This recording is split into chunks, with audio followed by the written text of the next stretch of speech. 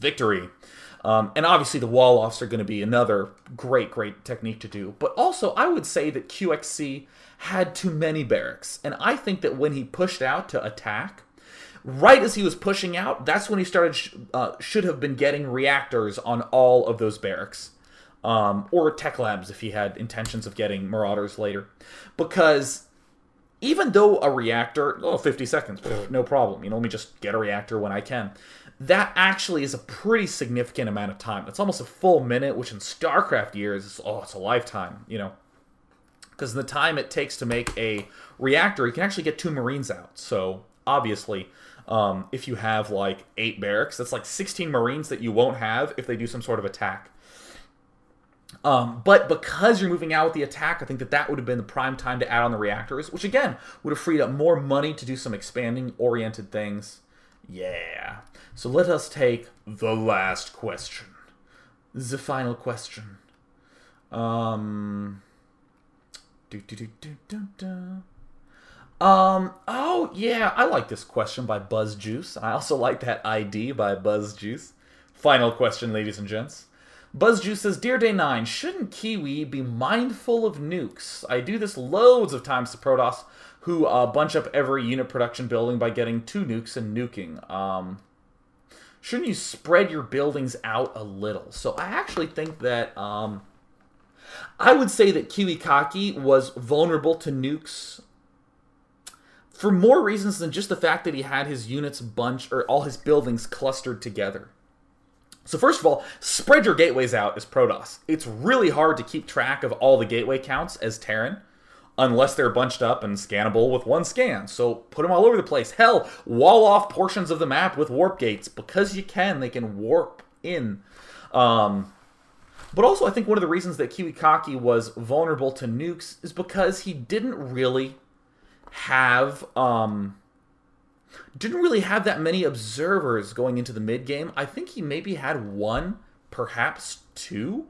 And part of the reason why I had so many Templars, because he just had no observers. He had all the extra gas he could ever possibly need. So I definitely think that not only would Kiwi be a little bit vulnerable to nukes, but also that would integrate well into what QXC was doing. He already had the nuke silo up, or excuse me, the Ghost Academy ups, and he was already making ghosts. And I think that this is an excellent example of something we're slowly starting to see more and more of over time in StarCraft 2, which is people getting a good core down and then having more ideas for extra stuff that they can do. And that's what's going to make the games really interesting. So for instance, what QXC did, a lot of Marines, tanks is another central focus, and a lot of Banshees. Cool. And sure, there was some Ghosts thrown in there, but mainly I would say that was Marine, tank. God, I keep saying Banshee when I mean Raven. I'm going to punch myself in the face. So it was mainly Marine, tank, Raven. There we go. Yes. Whew. Got it for once. Mainly that mix. And QXC did a lot of good attack timings, had a lot of good upgrade timings, had a good opening, had some good expand timings. And once all that stuff's up, and we have all that good core, now it's time to start glomming on things like, oh, maybe I can do a dropship harass. Or, oh, maybe I can sneak in a ghost here and start nuking since I already have this. Well, God, since I have Ravens, why don't I run around and do an auto turret harass, which Jinro does to me. And we played a game where he killed 31 probes.